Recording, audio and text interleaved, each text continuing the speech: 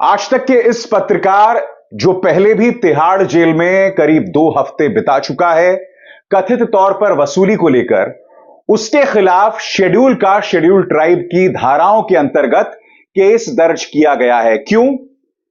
क्योंकि केस दर्ज करने वालों का आरोप है कि इसने हेमंत सोरेन, जिनकी पृष्ठभूमि आदिवासी की है, उनका अपमान किया है। दोस्तों, मैं चाहूंगा इस व्यक्ति ने कल अपने कार्यक्रम में क्या कहा, उसे आप ध्यान से सुनिए।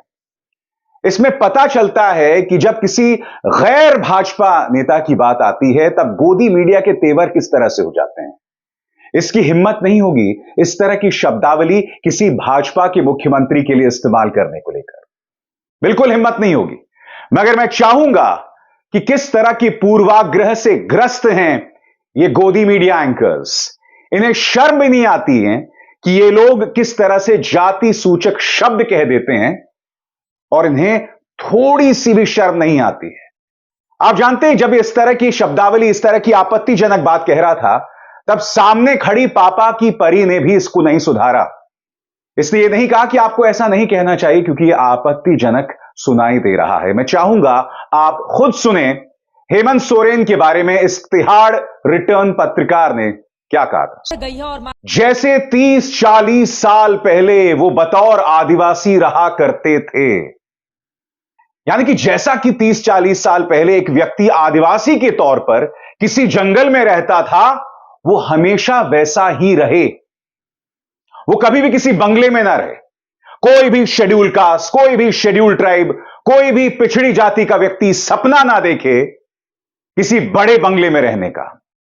मैं एक बात स्पष्ट कर दूं दोस्तों, हेमंत सोरेन के खिलाफ क्या भ्रष्टाचार का मामला है, उसको लेकर मैं पहले भी अपने कार्यक्रम में उसका जिक्र कर चुका हूं। उसको लेकर साफ तौर पर दोहरे मापदंड हैं।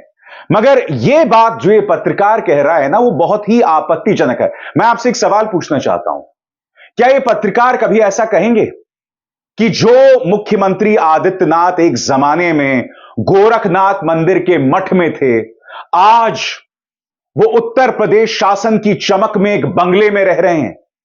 ऐसा क्या ये कहने की हिम्मत कभी करेंगे? यह अपने आप में निहायत ही आपत्तिजनक बात है दोस्तों।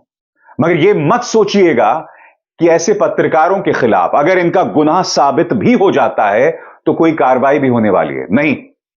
मैं आपको बतलाता हूं क्यों। आपको याद होगा न्यूज 18 का वो पत्रकार जिसके खिलाफ दंगा भड़काने को लेकर राजस्थान में केस किया गया था। क्या किया था पूर्व मुख्यमंत्री अशोक गहलोत ने? कुछ नहीं। इनके साथ भी कुछ नहीं होने वाला है। और मैं दावे के साथ कह सकता हूं, कांग्रेस के नेता बाकायदा अपने लंचेस, अपने डिनर्स में ऐसे पत्रकारों को बुलाएंगे जो आए दिन प्राइम टाइम में कांग्रेस को एक खलनायक के तौर पर, एक विलन के तौर पर, देश विरोधी के तौर पर लगातार बताते रहते हैं। मगर फिर भी कांग्रेस के नेता मरे जाते हैं ऐसे पत्रकारों के साथ लंच और डिनर करने को लेकर। मैं फिर आपसे सवाल पूछना चाहता हूं, क्या गोदी मीडिया इस तरह की शब्दावली किसी भारतीय जनता पार्टी के नेता के लिए इस्तेमाल करेगी? सबसे शॉकिंग दोस्तों, हेमंत सोरेन 24 घंटे के लिए गायब थे तो तमाम न्यूज चैनल्स ने खबरें चलाई थी कि कहां है हेमंत सोरेन, कहां है हेमंत सोरेन। चंपई सोरेन करीब 47 विधायकों के साथ राज्यपाल के पास जा पहुंचे थे। मगर क्या राज्यपाल साहब ने तुरंत उन्हें निमंत्रण दिया सरकार बनाने को लेकर? काफी देर बाद उन्हें यह निमंत्रण दिया गया है और अब उनके पास 10 दिन हैं अपना बहुमत साबित करने के लिए। यह फर्क क्यों, मैं समझना चाहता हूं। और जब मैं यह कह रहा हूं कि यह फर्क क्यों, याद कीजिए नीतीश कुमार को किस तरह से त्वरित निमंत्रण दे दिया गया था, मगर चंपई सोरेन को निमंत्रण देने में वक्त लग गया। यही मुद्दा प्रियंका गांधी वाड्रा और मल्लिकार्जुन खड़गे उठा रहे हैं। मल्लिकार्जुन खड़गे का बयान आपके स्क्रीन पर, वो बाकायदा उस वीडियो के साथ यह बयान पेश कर रहे हैं। वो कहते हैं 81 विधायकों के सदन में 41 ही बहुमत होता है। 48 विधायकों का समर्थन होने के बावजूद चंपई सोरेन जी को सरकार बनाने का न्योता न देना साफ तौर पर संविधान की अवमानना, वह जनमत को नकारना है।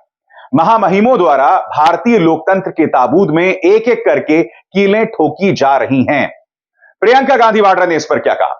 बिहार में गठबंधन सरकार के इस्तीफे के तुरंत बाद राज्यपाल ने नई सरकार बनाने का न्योता भेज दिया था, लेकिन झारखंड में दावा पेश करने के एक दिन बाद भी सरकार बनाने का न्योता नहीं भेजा गया।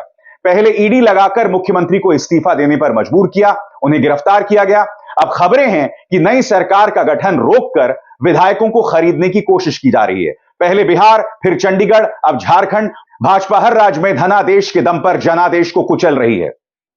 जब प्रियंका गांधी, राहुल गांधी, मल्लिकार्जुन खड़गे और विपक्ष ने बवाल मचाया, तब जाकर कल देर रात राज्यपाल महोदय ने निमंत्रण दिया और अब 10 दिन का वक्त दिया गया है उन्हें अपना बहुमत साबित करने के लिए। मैं आपसे सवाल पूछना चाहता हूं दोस्तों, जब इस तरह से व्यवस्था विपक्ष के खिलाफ काम करेगी तो लोकतंत्र कैसे चलेगा? मीडिया का चेहरा मैं आपको दिखला चुका हूं। कल जानते हैं सुप्रीम कोर्ट में क्या हुआ? सुप्रीम कोर्ट में कपिल सिब्बल हेमंत सोरेन के वकील के तौर पर खड़े हुए थे। कपिल सिब्बल ने सुप्रीम कोर्ट के सामने एक अहम मुद्दा उठाया।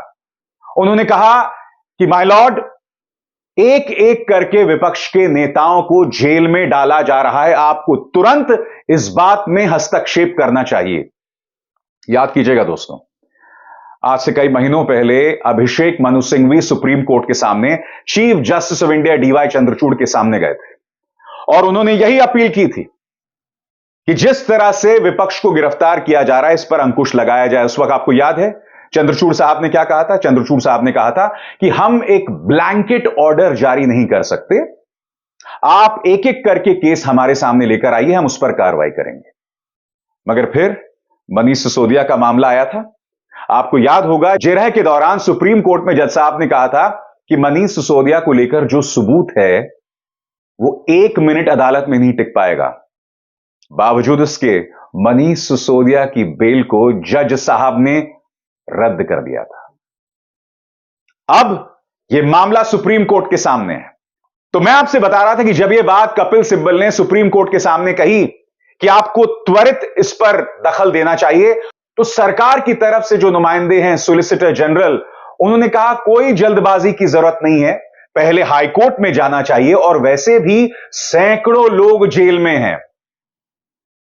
सरकार के नुमाइंदे सॉलिसिटर जनरल ने कहा सैकड़ों लोग जेल में हैं। मैं आज सवाल पूछना चाहता हूं, कुछ चेहरों से मैं आपका परिचय कराना चाहता हूं। अजीत पवार, छगन भुजबल, नारायण राणे, हेमंत बिस्व शर्मा, सब पर आरोप भ्रष्टाचार को लेकर। मगर ये जैसे ही भाजपा में शामिल होते हैं, तमाम आरोप गायब हो जाते हैं। नरेंद्र तोमर का बेटा धीरेंद्र तोमर, वो एक स्टिंग ऑपरेशन में पकड़ा जाता है जिसमें वो कथित तौर पर बात कर रहा है करोड़ों की, और ये बातचीत हो रही है जिसमें सुनाई पड़ता है नरेंद्र तोमर के घर का एड्रेस भी। सवाल मैं आपसे पूछना चाहता हूं, बताइए कोई कार्रवाई हुई? तो जब सॉलिसिटर जनरल यह बात कह रहे हैं कि भाई सैकड़ों लोग जेल में हैं, तो भ्रष्टाचार के जो आरोपी हैं वो कहां जेल में होते हैं? जेल में वो तभी होते हैं जब वो भाजपा के साथ समझौता नहीं करते। हेमंत सोरेन के पास 2 मौके थे और उन्होंने दोनों मौके नहीं पकड़े। वो चाहते तो भाजपा की गोद में बैठ जाते, फिर वही जांच एजेंसियां उनकी सेवा कर रही होती। वो चाहते तो अपनी पत्नी को मुख्यमंत्री बना सकते थे, उन्होंने ऐसा नहीं किया। उन्होंने चंपाई सोरेन को मुख्यमंत्री बनाया। ये दोनों चीजें उन्होंने नहीं की। मैं आपको बतलाता हूं दोस्तों कि हेमंत सोरेन को दरअसल प्रधानमंत्री क्यों माफ नहीं कर पाए। उनका एक बयान मैं आपको याद दिलाना चाहता हूं दोस्तों। प्रधानमंत्री नरेंद्र मोदी से जब उनकी बातचीत हुई थी, तब उन्होंने क्या कहा था, मैं पढ़ के सुनाना चाहता हूं। आज आदरणीय प्रधानमंत्री जी ने फोन किया, उन्होंने सिर्फ अपने मन की बात की। बेहतर होता यदि वो काम की बात करते और काम की बात सुनते। जाहिर सी बात है, यहां पर हेमंत सोरेन प्रधानमंत्री पर हमला बोल रहे थे और उस वक्त कांग्रेस ने भी आरोप लगाया था कि प्रधानमंत्री इतने आत्ममुग्ध हैं, खुद से इतनी ज्यादा मोहब्बत करते हैं कि वो किसी को सुनने को तैयार नहीं। और उस वक्त हेमंत सोरेन ने उन पर इस तरह से हमला बोला था। यही वजह कि प्रधानमंत्री उन्हें कभी माफ नहीं कर पाए और उसी के बाद ये पूरी प्रक्रिया जो है वो तेज हो जाती है भ्रष्टाचार को लेकर। मैं एक बात स्पष्ट कर दूं, भ्रष्टाचार के आरोप साबित होते हैं तो जाहिर सी बात है कार्रवाई होनी चाहिए, कौन मना कर रहा है। मगर ये दोहरे मापदंड नहीं हो सकते। भ्रष्टाचार के खिलाफ कार्रवाई को लेकर मजाक मत बनाइए। ये फर्क नहीं हो सकता, एक तरफ हेमंत सोरेन, तेजस्वी यादव, अरविंद केजरीवाल, तो दूसरी तरफ अजीत पवार, छगन भुजबल, नारायण राणे, हेमंत बिश्व शर्मा। ये फर्क नहीं हो सकता। ऐसा नहीं हो सकता कि जांच एजेंसीज जो हैं वो सिर्फ विपक्ष पर छापे मारे, मगर बाकायदा ऊपर से फरमान हो जांच एजेंसीज को, इनकम टैक्स को, ईडी को, सीबीआई को कि साहब मजाल है कि हमारे किसी पालतू पर रेड मारी जाए। और ये बात सही है। जांच एजेंसीज जब भी कोई कार्रवाई करती हैं तो पहले टटोल लेती हैं कि जिस व्यक्ति पर हम कार्रवाई कर रहे हैं वो कहीं भाजपा से लिंक्ड तो नहीं है। यह हकीकत है और जांच एजेंसीज भी ये जानती हैं और कार्यालय भी ये जानते हैं। और इसीलिए जो पूरी प्रक्रिया है भ्रष्टाचार को लेकर, यह बेईमानी है, ढकोसला है और खुलकर इसमें दोहरे मापदंड हैं।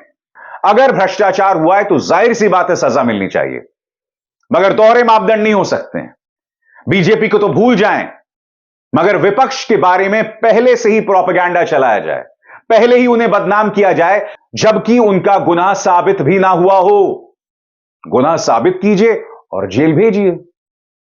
प्रक्रिया ही ऐसी है दोस्तों कि आप पहले ही व्यक्ति को जेल में डाल देते हैं, उसको सड़ाते रहते हैं। और आप भी जानते हैं कि पिछले 10 सालों में जांच एजेंसीज का कॉन्विक्शन रेट कितना खराब है, यानी कि कितने लोग गिरफ्तार किए जाते हैं और कितने लोग दोषी साबित होते हैं, उसमें जमीन आसमान का फर्क है। इसीलिए यह पूरी प्रक्रिया बेईमानी है। अभिसार शर्मा को दीजिए इजाजत। नमस्कार। स्वतंत्र और आजाद पत्रकारिता का समर्थन कीजिए, सच में मेरा साथी बनिए। बहुत आसान है दोस्तों, इस ज्वाइन बटन को दबाइए और आपके सामने आएंगे ये 3 विकल्प, इनमें से एक चुनिए और सच के इस सफर में मेरा साथी बनिए।